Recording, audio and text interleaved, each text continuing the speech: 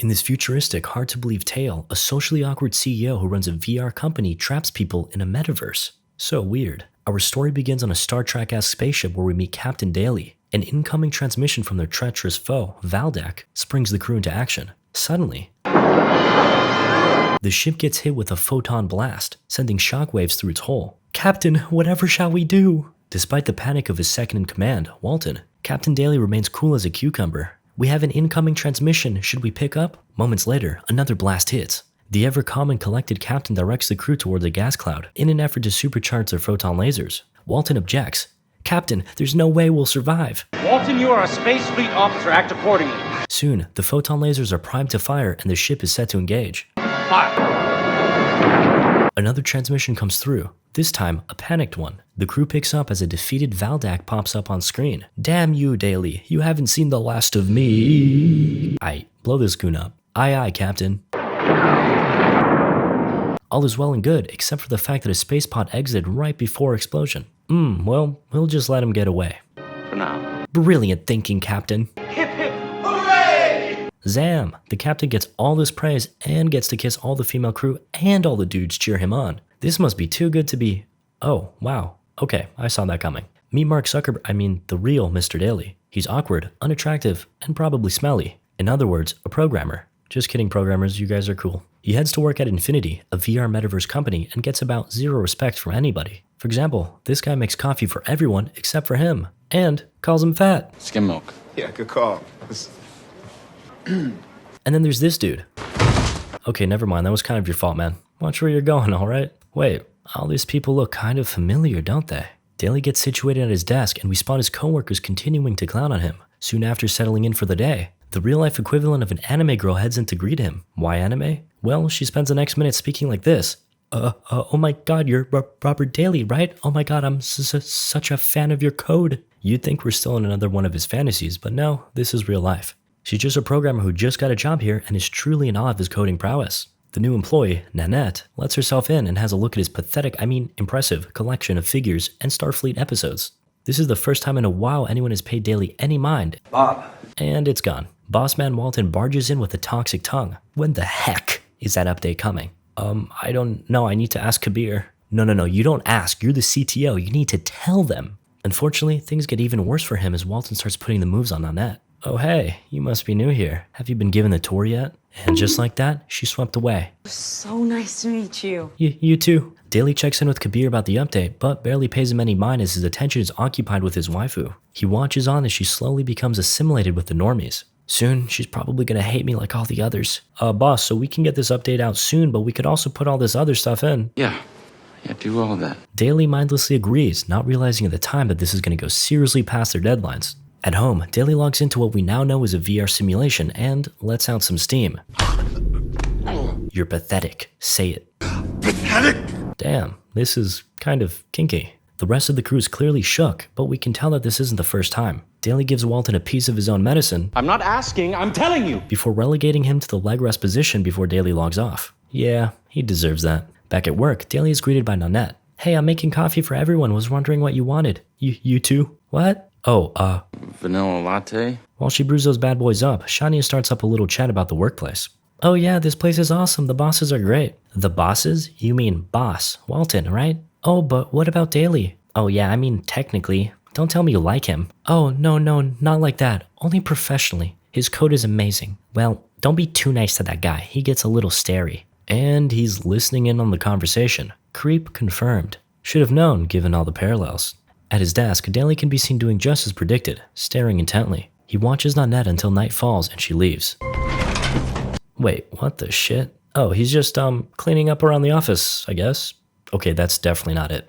At home, he inserts the swab into a futuristic gizmo doohickey contraption. While he waits, he heads back to work to do some more staring. Boy, he sure loves doing that. As the countdown closes in on 100%, his stare intensifies. Tension grows as it feels like any second now their eyes are gonna lock. Instead of eyes locking, we cut to a shot of eyes opening, Nanette's eyes to be exact. They open wide as she takes in this strange new environment. She wanders around before stumbling upon the rest of the crew. Oh hey, you must be new. We've met. Yeah, maybe in the real world. What? They don't know how else to tell her this, so they just break the news hard. You are a digital copy living in Daly's computer. This is his version of the Infinity VR game, but it's based on the Starfleet TV show. Oh, don't feel too bad. Most people in the real world are fake too. Anyway, it turns out that all these people are basically real. They're perfect digital clones with all the memories of their real-life counterparts. Except for her. She's blue. Almost sort of racist.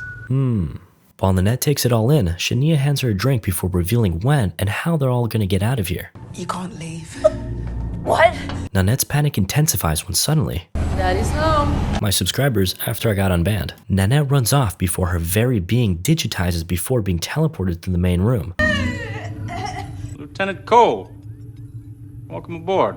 Still shook and very much not willing to play along, Nanette tells Daly to take a hike. Okay, I may be sugarcoating that a little bit. In retaliation and in a display of dominance, Daly sticks out his hand, Darth Vader style. What, are you gonna throw a fireball? Oh, this is way cooler. Check it out. Whoa, my man did not come here to play. He takes away Nanette's face, leaving her unable to see and breathe while explaining that he can leave her like this for as long as he likes. No one dies unless he explicitly decides to kill them. Daly forces her to submit, then praises her obedience. Good girl. Again with the kinks, man. Daddy, chill. Nanette does her best to fall in line and assumes her new position as crew member. Nanette, give me an update on Valdak's position. They're all the same.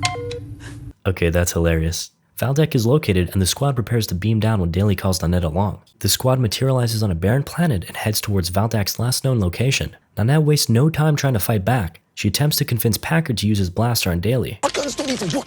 The motherfucker is invincible, okay? Come on. The crew pulls up on Valdak, who is very intimidating, My plasma grenade will turn you into screaming soup. Jesus. and then they meet his little friend. Okay, it's not so little, and Nanette is absolutely shitting her pants at the sight of this giant creature. Suddenly, Hold on, I think my pizza's here. wait, huh? What's going on? Everybody drops their act as Daly heads back into reality to fetch a pizza. Hell, even the monster takes a break. How you doing, Jillian? Wait, that's a person? Yeah, that's what happens when you step out of line around here. Sheesh. Then, Nanette examines Daly's avatar. Uh-oh, assume positions, everyone. Daly returns and is back to being fully immersed. How will he ever dispatch of his grand foe, Valdak? Over there, a naked lady. Oh my god, where? This man is an intellectual and a scholar. Unparalleled tactics, Captain. Daly heads over to an injured Valdak who begs to be put out of his misery. He gladly welcomes death as the hero prepares to pull the trigger. Actually, that goes against the Starfleet ethics. Sorry. Sadly, Valdak lives another day. The crew is beamed back to the ship and everyone celebrates as per usual. Okay, Nanette, it's time for your smoocherino. So say, oh my. That was a very not good girl thing for you to do. But fortunately, Today I will show you mercy. Great mercy showing, Captain. ha, Daly heads out and the crew chat. Nanette vows to never kiss that man, but the other gals assure her that there's no way it'll ever escalate from there. Wait, what do you mean? Oh, you haven't realized yet. Hey, check this out. Wait, stop, what are you doing? Oh my god. There's no genitals in Space Fleet. Nice. Okay, taking my away from me is officially crossing the line. We're gonna end this man together. Using her programmer skills, Nanette starts slapping away at a keyboard and manages to hack into Affinity's front end. Through the main menu, she's able to send out an invite with an attached message. Of course, she decides to hit up her real self. It's a pretty good plan. Back in the real world, hey Daly, did you just send me an invite with a message about people being trapped in a game? No. It's a very bad plan. Back in the cursed metaverse, Guys, believing the early arrival to be that of the cops, Nanette gets all excited. Hello? Hi? Everyone awkwardly keeps quiet before Daly goes nuclear. This is not what Starfleet is supposed to be about. Then, Nanette runs up and takes the blame. Once more, Daly whips out the hand of death, but Shania jumps in front while begging him to spare her. Okay. Well, technically he's not lying. He turns Shania into another one of those wretched creatures. Are we running out of budget? Because this is a copy and paste of the last monster. Shania is escorted out and Nanette is left weeping. As she cries, she spots a wormhole opening in the distance. Incoming data. She heads back to the crew and announces her discovery. This is an update for the game. We're seeing it as a wormhole. If we go through it, we can delete ourselves. Damn, their situation is so bad that death is considered a victory. Who's with me? Everyone agrees, except for Walton. He reminds them that Daly still has all their DNA and can just restart this nightmare once more. Walton shares that back in the day, it was just him in here. For the longest time, Daly couldn't break him. Until one day, the real Walton brought his son into work. Daly got a hold of the kid's lollipop and spawned him into the game. He showed him around and outside the ship. Walton horrifically describes how he watched his virtual but still very real son die before his eyes. Have you ever seen an unsuited body compress in space? Nanette feels his pain but remains steadfast in her belief that they can beat Daly. Just trust me, okay? I have a plan. The next day, Daly logs in, and to his delight, Nanette is finally going along with his fantasy. On the ship's computer, she identifies a stranded crew. Space Fleet never turns its back on those who need our help. Good, he suspects nothing so far. Daly commands the crew to beam him down, but Nanette interrupts, suggesting she come with him since she needs the experience. Yes, good idea. Stupid ass. And so, the pair pop down, and within moments, Nanette begins to strip. Damn, didn't realize she was such a baddie. She hops into the water and begs Daly to join her. He's initially hesitant, but ultimately gives in. Meanwhile, the crew beams up his omnicorder device. With it, they're able to access the internet. As part of her plan, Nanette shared with the crew her iCloud account, which contains some sussy images they can use to blackmail the real Nanette. As they peruse her photos, they can't help but notice that she's thicker than a bowl of oatmeal. It's nice.